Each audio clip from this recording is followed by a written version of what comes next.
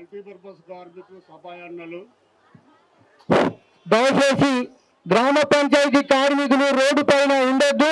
వాహనాలు వస్తాయి, మనకే ఇబ్బంది జరుగుతుంది, పోలీసు శాఖ వారికి కూడా ఇబ్బంది ఉంటుంది. కాబట్టి వాళ్లకు మనం సహకరించాలి, మనకు కూడా వాళ్ళు సహకరిస్తున్నారు. కాబట్టి దయచేసి రోడ్డు మీద ఉండొద్దు అని మరొకసారి విజ్ఞప్తి చేస్తున్నాం. ప్లీజ్ ఇక్కడ వచ్చి టెంట్ కింద కూర్చోండి, రోడ్డు పైన ఉండొద్దు అని మరొకసారి మనం చేస్తా ఉన్నాం.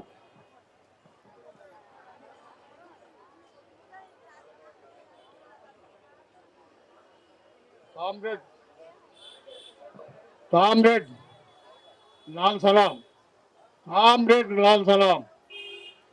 కామ్రేడ్ ఇవాళ గ్రామ పంచాయతీ కార్మికులు పోతే పొద్దున 6 గంటల నుంచి మధ్యాహ్నం 12 గంటల దాకా వర్క్ చేస్తున్నారు. ఈ వర్క్ చేసిన కార్మికులు నెల నెల జీతాలు ఇద్దామని గత పాలనలో 34 వేల సమ్మె చేసినాం. కాబట్టి బీఆర్ఎస్ పాలనలో 34 వేల సమ్మెలో ఆనాడు ఎర్రవెల్లి దయాకర్రావు మీ కార్మిక సమస్యలు సాల్వ్ చేస్తామని సమ్మె నిర్వహించుకొని అప్పుడు గత పరిపాలన ఎర్రవెల్లి దయాకర్రావు సమ్మెను నిర్వహించినాడు. అప్పుడు గత పాలనలో కాంగ్రెస్ పార్టీ నాయకులు మా టెంట్ల వద్దకు వచ్చి మేము అధికారంలోకి వస్తే సఫాయి కార్మికుల కష్టాలు పోతే పర్మనెంట్ చేస్తామని మాట్లాడినారు. గ్రీన్ ఛానల్ ద్వారా ప్రతి నెల 1వ తారీఖు నుంచి 11వ తారీఖు వరకు అకౌంట్లో పడతాయని మాట్లాడినారు. ఎన్నోసార్లు సీతక్క దగ్గరికి పోయినాం, పంచాయతీ మంత్రి సీతక్క దగ్గరికి పోయి రిప్రజెంటేషన్లు ఇచ్చినాం, ఎన్నో సార్లు మీటింగ్లు పెట్టినాం. అయినా ఈ ప్రభుత్వం నిమ్మకు నీరెత్తినట్టుంటుంది. కానీ ఇవాళ టెంట్ కిందకి వచ్చి వాగ్దానం చేసి ఈ వాగ్దానాలు ఏంటి అని ఈ గ్రామ పంచాయతీ కార్మికుల గోస వినబడతలేదా? ఇవాళ ఒక కార్మికునికి రోజుకు 180 రూపాయలు పడుతుంది కైకిలి. 8 గంటలు పనిదినాలు చేయమంటారు. ఒక ఉపాధి పని పోతే 300 రూపాయలు కైకిలేస్తారు. 4 గంటలు పని చేస్తే 300 రూపాయలు కైకిలేస్తారు. ఇవాళ ప్రభుత్వం ఈ కార్మికుల శ్రమ గుర్తించి మీరు ఇచ్చిన మాట నిలబెట్టుకొని మళ్ళీ 10 ఏళ్ళు పరిపాలన చేయాలంటే ఈ కార్మికులకు న్యాయమైన వాగ్దానాలు మీరు కరెక్ట్ చెల్లించినట్టయితే మళ్ళీ అధికారం మళ్ళీ 10 ఏళ్ళ దాకా కొనసాగచ్చు ఈ కాంగ్రెస్ పాలన. లేకపోతే గ్రామ పంచాయతీ కార్మికులు తెలుసుకుంటే ఏ ప్రభుత్వాన్ని కూడగొట్టచ్చు. గ్రామ పంచాయతీ విసురు వెళుతుంది. ఇప్పుడు మాట ఇచ్చినాం కాబట్టి ఇవాళ గ్రామ పంచాయతీ విసురు వెళుతుంది, గోస వెళుతుంది. ఒక్కొక్కరికి 6 నెలలు 7 నెలల జీతాలు లేక వాళ్ళకి ఇచ్చే 9,500 అలా ఒక్కరోజు వారి బాణబాలక ఇంటికాడ ఉంటే సెక్రటరీలు కడిగేసిన హాజరీ ఎన్ని రోజులు లేకపోతే అన్ని రోజులు పరిధినాలు కడిగేసి సగం జీతాలు ఇస్తారు. ఇలా అధికారులు వెళ్తారా? ఇలా సీతక్క వెళ్తారా? మంత్రి సీతక్కకు మా కష్టాలు ఆ మంత్రి గారు ఇది వచ్చి సీతక్క బలుగు బలవీయాల వర్గాల ఆశాజ్యోతి సీతక్క ఇవాళ ఇలా పనిచేసేది అంతా దళితులే. బీసీలు ఒక్కరు లేరు కాబట్టి బీసీలు 5% మంది ఉన్నారు. మొత్తం దళిత కుటుంబాలు ఉన్నాయి. ఈ దళిత కుటుంబాల కోసం అనిపిస్తలేదా మంత్రి సీతక్కకు? ఇవాళ ఈ కార్మికుల కోసం చూసి తక్షణమే ఈ 5 నెలల పెళ్లి వేతనాలు వెంటనే అమలు చేయాలని కోరనైనది.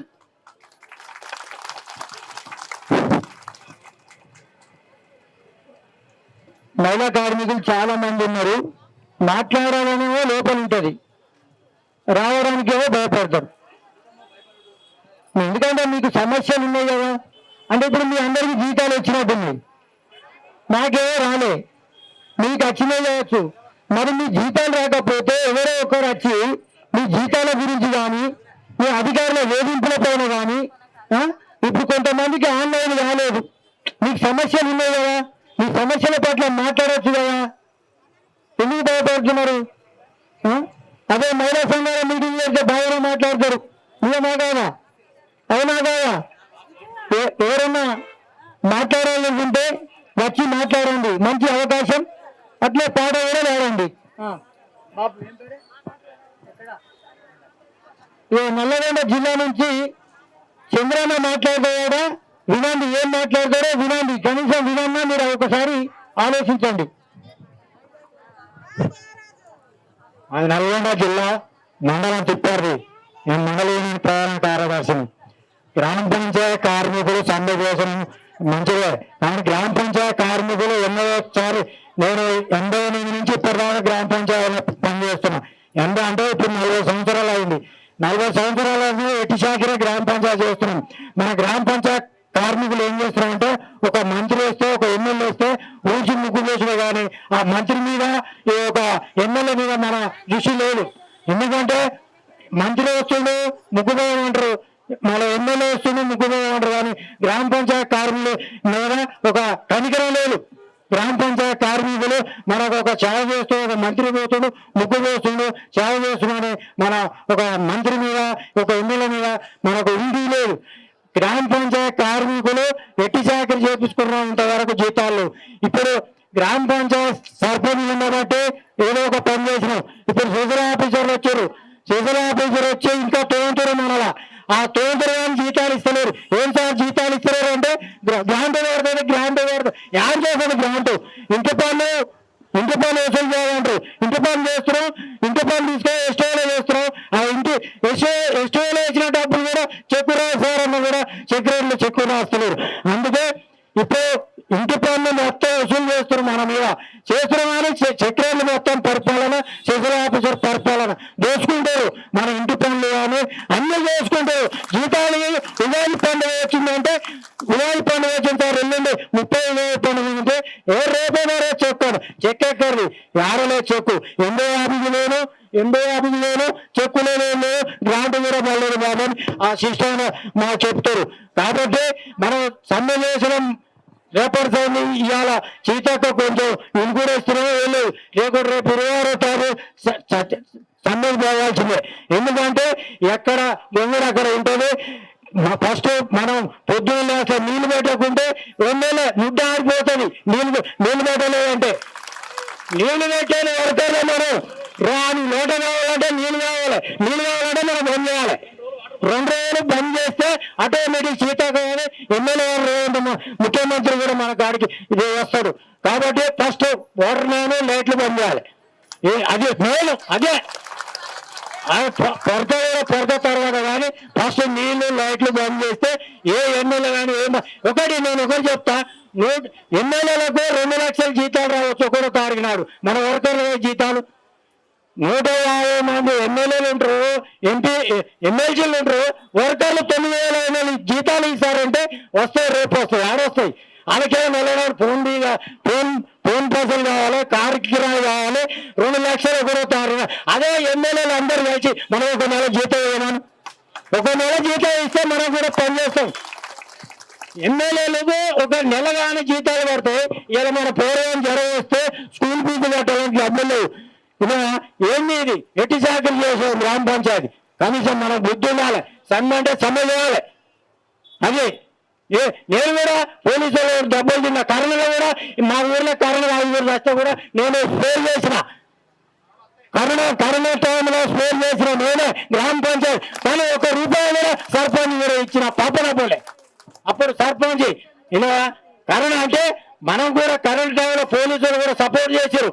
మనం కరోనా టైంలో కూడా పోలీసులు మనం ఊరు మొత్తం కరోనా టైంలో సేవ చేసాం. కానీ ఇలా గవర్నమెంట్కి ఎందుకు చేయలేదు? ఇలా అది ఒకటి. మనం ఏం చేసినాం, మొన్న వచ్చి ధర్నా చేసినాం. 1వ తారీఖు నాడు మీకు జీతాలు పడతాయి అన్నారు. ఏది ఇప్పుడు 3 నెలలు అయింది. 3 నెలలు వ్యాపార సంఘం ఎక్కడ పొరకలు అక్కడ వేయాలి, ఎందో ఆఫీస్ కాడ పోసేయాలి. అట్లా కూర్చుంటే ప్రభుత్వం దిగి వస్తుంది. ఇక మన ఇంటికా మన కాడ ఒక లీడర్ చోట పేరు లీడర్ చెప్తారు, ఎవరు పడితే ఆ చోట లీడర్ని మనం చెప్పులు తీసుకొని కట్టాలి. అది వాస్తవం, నాకు తెలుసు. నేను 88 నుంచి గ్రామ పంచాయతీ చేస్తున్నా, ఇప్పుడు 4 సంవత్సరాలు అయిపోయింది. నేను ఫస్ట్ జీతం తీసుకుని 30 రూపాయలు. నేను గ్రామ పంచాయతీ 1 తారీఖు 488 చేసిన. ఇప్పటిదాకా గవర్నమెంట్ అవుతుంది కానీ ప్రిన్సిపాల్ సెక్రటరీ లెటర్ మీద పోయిన ఆ పేరు మీద నేను డోర్ కట్టి ఇంటికాడ ఫైల్ చేసి పెట్టినా. ఇంకా అవుతుందా? ఇది కాదు. ఇక ఒకటి, నేను గ్రామ పంచాయతీ 30 రూపాయలు జీతం తీసుకుంటా, 800 రూపాయల కూరగాయలు అన్నారు. 800 కూరగాయలు సర్వదానం కూడా 800 వెళ్ళేది. ఇప్పుడు 9,000 ఇచ్చినాడు సెక్రటరీ వచ్చి 9,700 బిడ్డ అంటాడు.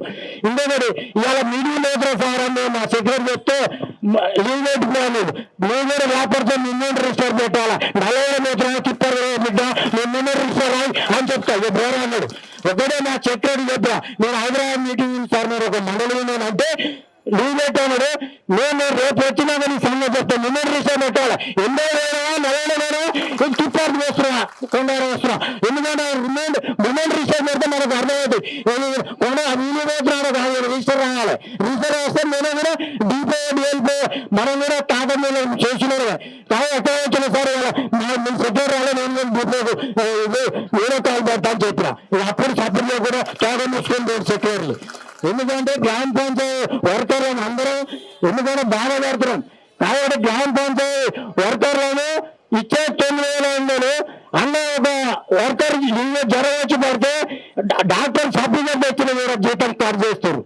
అదేమి న్యాయం సార్ అని అడిగితే అందరూ ఇవాళ ఎవరికి జ్వరం కూడా కట్ అయింది అన్న. ఎందుకంటే మీకు 2,000 రావాలా, 2 లక్షలు రావాలి. ఎమ్మెల్యేలకు జ్వరం వస్తుంది, వాళ్ళకు హాస్పిటల్ ఫీజు ఉంటుంది, అన్నీ ఉంటుంది, మనకేం వర్కర్ లేదు.